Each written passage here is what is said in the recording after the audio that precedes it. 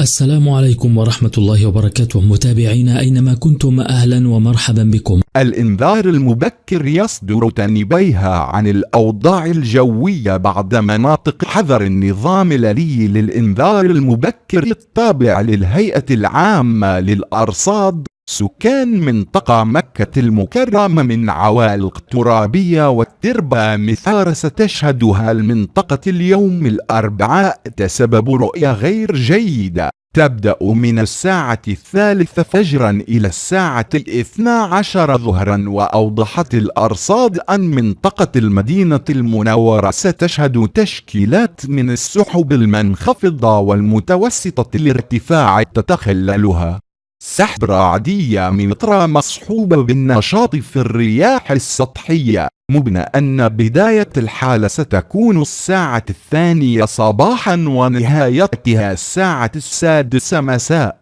وأشارت إلى أن مدينة حائل والأجزاء المجاورة لها ستشهد استمرارا في نشاط الرياح السطحية يؤدي لإثارة الأتربة والغبار وتدني مدى الرؤية الأفقية إلى أقل من مسافة كيلومتر. وستستمر هذه الحالة حتى الساعة 8:30 صباحا.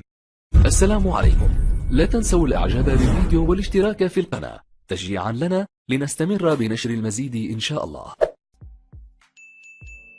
إن أعجبك الفيديو لا تنسى الإعجاب والاشتراك في القناة.